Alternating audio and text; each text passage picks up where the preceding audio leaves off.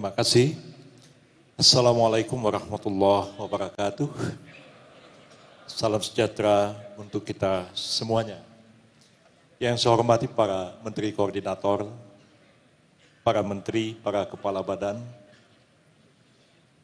para gubernur, bupati, wali kota yang datang dari seluruh penjuru tanah air, Jaksa Agung, Panglima TNI dan Kapolri, hadirin hadirat yang saya muliakan.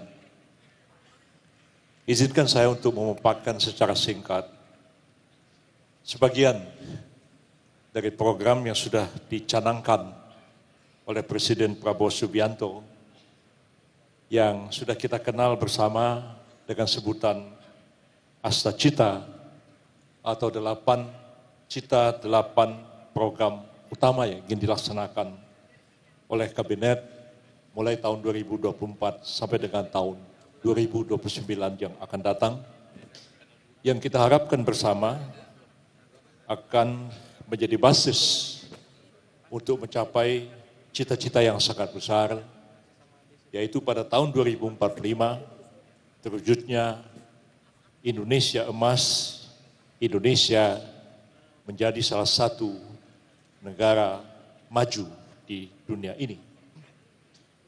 Dari 8 asta cita itu, kami memilih 4 cita yang dianggap sangat relevan terkait dengan pembangunan di bidang hukum dan hak asasi manusia yang berada di bawah koordinasi Kementerian Koordinator Bidang Hukum, HAM, Imigrasi, dan Pemasyarakatan yang dulu berada di bawah satu kementerian, yaitu Kementerian Hukum dan HAM. Dari 8 asta cita itu, yang relevan dengan tugas-tugas kami dalam pembangunan di bidang hukum, HAM, imigrasi, dan pemasyarakatan adalah pertama, cita pertama nomor 1, yaitu memperkokoh ideologi Pancasila, demokrasi, dan hak asasi manusia. Memperkokoh ideologi Pancasila merupakan kewajiban kita semuanya. Kita telah menyepakati Pancasila sebagai asas falsafah negara kita yang harus mendasari seluruh kebijakan, peraturan perundang-undangan yang kita ciptakan di negara Republik Indonesia ini.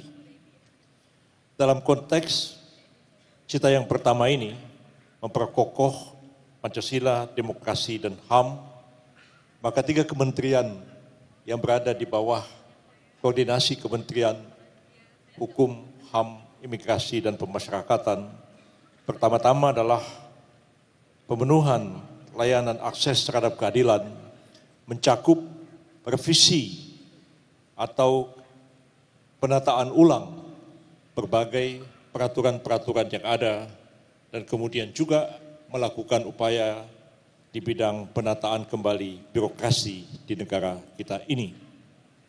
Yang ingin dikedepankan adalah bahwa kita harus membangun sistem hukum nasional kita yang secara umum di bidang publik kita mempunyai satu sistem hukum yang sama, dan di bidang privat kita mengakui adanya keberagaman sesuai dengan prinsip yang kita anut bersama, slogan dari negara kita, Bhinneka Tunggal Ika, adanya kemajemukan di bidang hukum.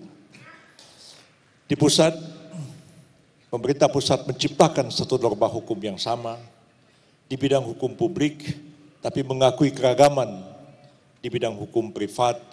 Begitupun di daerah-daerah sesuai dengan asas otonomi daerah dapat menciptakan norma hukum yang didasarkan kepada prinsip negara kesatuan Republik Indonesia dan sekaligus mengakui adanya keberagaman di tengah-tengah masyarakat kita.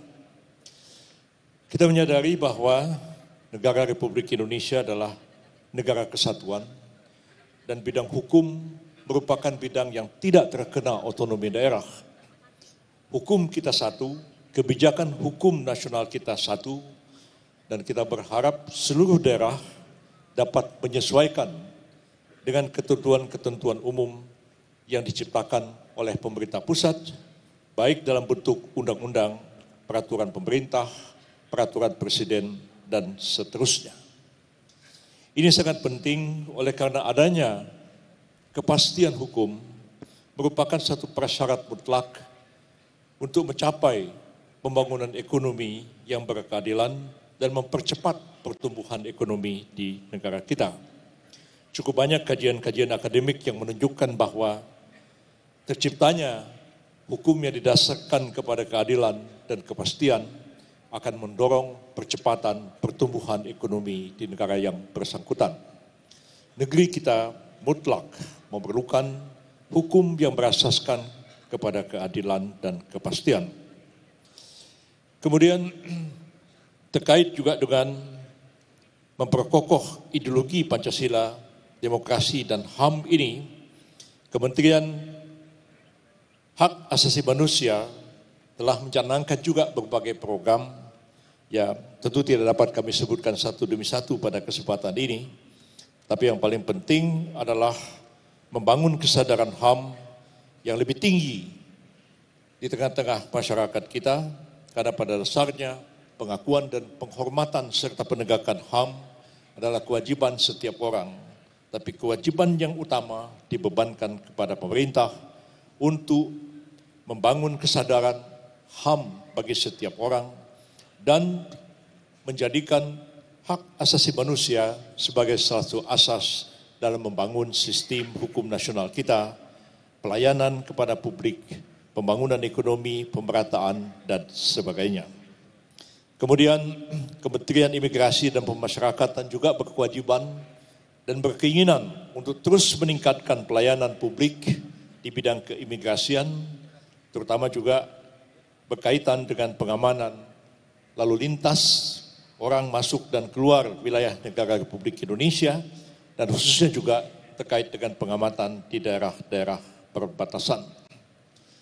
Dalam upaya membangun hukum nasional di bidang hukum pidana, kita menyadari hanya tinggal setahun lagi dari sekarang kita akan menerapkan Kitab Undang-Undang Hukum Pidana Nasional yang baru, mengganti hukum kolonial yang sampai hari ini masih kita laksanakan, walaupun cukup banyak ya peraturan perundang-undangan di bidang hukum pidana yang kita ciptakan sendiri setelah kita merdeka, tapi keberadaan KUHP nasional yang baru ini memberikan harapan baru di mana kita membangun sistem hukum pidana yang berasaskan kepada prinsip-prinsip hukum yang dianut oleh masyarakat kita sendiri, baik berasaskan kepada hukum adat, hukum tradisi, hukum Islam yang berlaku di tengah-tengah masyarakat yang diadopsi dan ditransformasikan ke dalam hukum pidana nasional kita.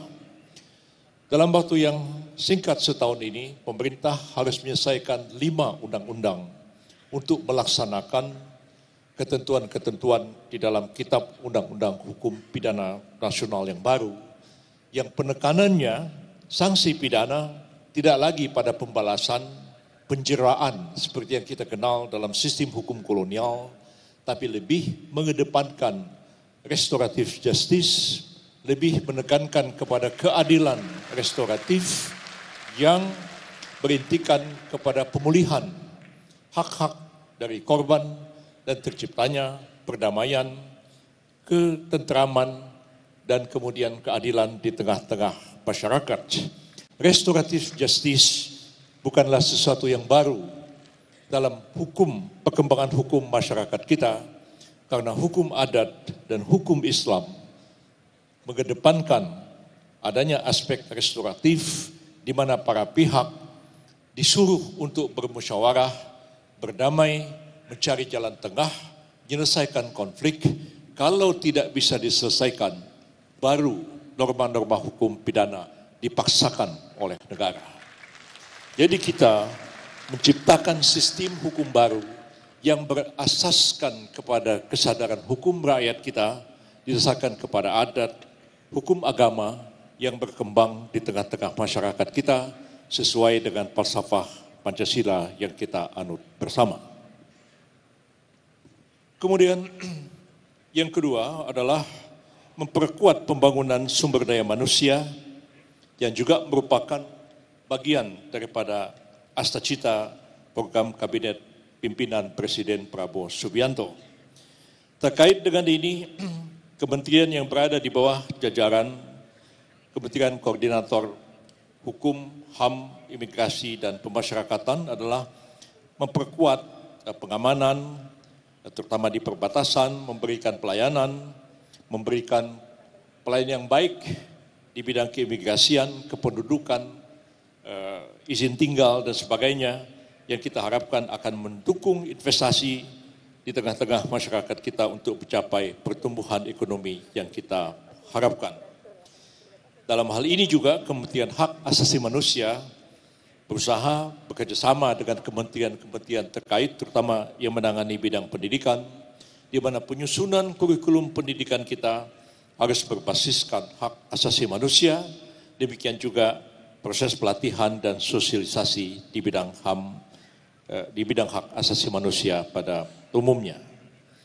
Kemudian, cita yang ketujuh dari 8 cita ini, yaitu memperkuat reformasi politik, hukum dan birokrasi, serta memperkuat pencegahan, pemberantasan korupsi dan narkoba, yang tadi sudah dijelaskan oleh Menko Polhukam Pak Budi Gunawan. Dalam hal penegakan hukumnya adalah kewenangan beliau di seluruh jajaran Polhukam, tapi dalam konteks penciptaan norma hukumnya itu berada di Kementerian Koordinator Bidang Hukum, HAM, dan Imigrasi dan Pemasyarakatan. Izin waktunya yaitu bagaimana menit, kita 2 menit lagi. Baik, menciptakan norma-norma hukum baru dalam membangun sistem politik nasional kita, birokrasi kita yang betul-betul berasaskan keadilan, kepastian, dan demokrasi. Yang terakhir, yang ke-8, yaitu memperkuat penyelarasan kehidupan yang harmonis dengan lingkungan, alam, budaya, dan seterusnya. Ini terkait langsung dengan pembangunan dan kesadaran di bidang hak asasi manusia. Dan Pak Natalius Pigai, ya, seorang aktivis HAM yang diangkat oleh Bapak Presiden sebagai menteri yang menangani urusan HAM, dan kita berharap beliau betul-betul ya, dengan jajaran kementeriannya akan mampu membangun kesadaran yang lebih tinggi dalam menegakkan hak asasi manusia, melindungi hak asasi manusia, dan kemudian juga menyelesaikan persoalan-persoalan di bidang hak asasi manusia yang kita hadapi bersama, baik di masa lalu, masa sekarang, dan pencegahan supaya tidak terjadi berbagai bentuk pelanggaran HAM di negara kita ini. Demikianlah pokok-pokok yang dapat kami sampaikan. Semoga ada manfaatnya bagi kita bersama. Lebih kurang saya mohon maaf. Wabillahi taufiq wal hidayah. Wassalamualaikum warahmatullahi wabarakatuh. Baik, terima kasih atas arahan bidang hukum, HAM, imigrasi, dan pemasyarakatan.